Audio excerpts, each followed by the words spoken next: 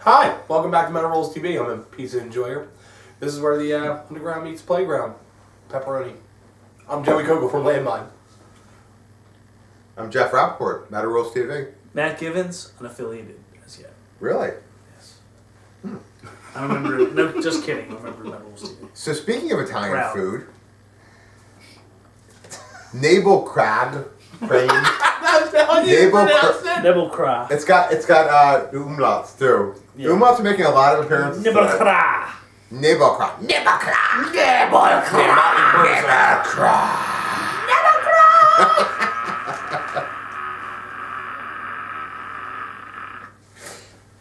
They have the album coming called Sorry. Lebensweisen. No, hold on, what? Lebensweisen. I had that once. It was great. It was great. It sounds like a strudel. Yeah, you gotta slow cook it though. Isn't that when you get It's like the only green way it bumps on your works. penis? Yeah, oh, I have a case of the Lebensweisen. No been sucking. Lebensweisen.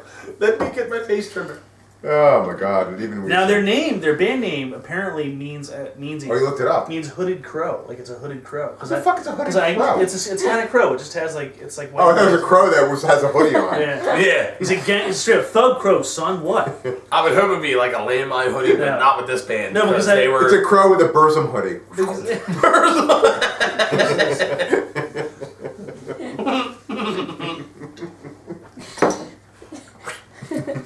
Definitely not a lion's head. I'm under disguise in my... You're pulling the Maybe a string victory really one tight, now. so when his beak sticks out.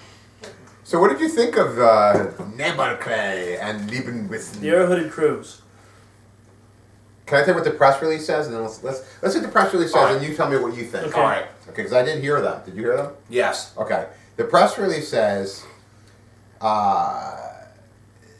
they offer a versatile and highly individual combination of traditional black metal elements They paid them people. and a plethora of influences from other genres that make them sound progressive and vintage at the That's same time, thing I read, yeah. and clearly aimed at fans from both ends of the genre. I like this is my favorite. Marcus Stock calls it a very original album that could hardly be compared to others.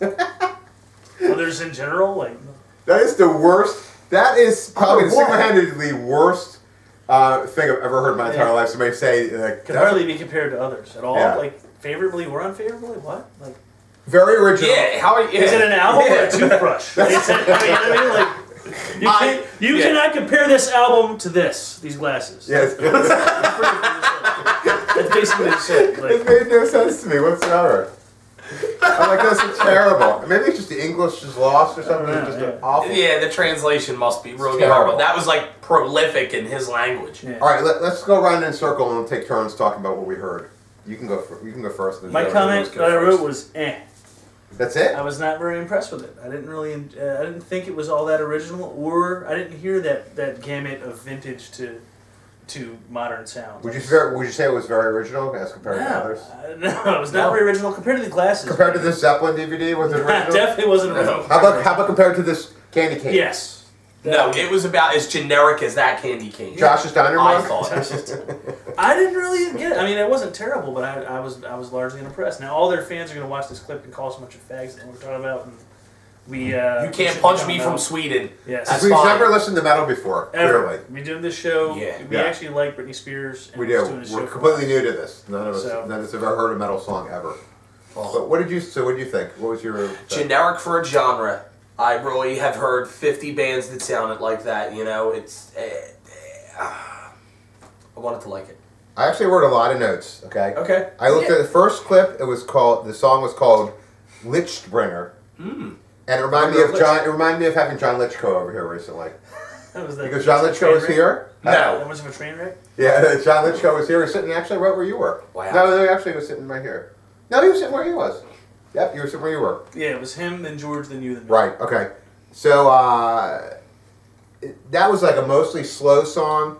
Not my. I'm not really into like the real slow. You know, like I said, I'm not a doom metal fan. Yeah. I don't like slow metal. I like unless I'm waiting for it to kick in.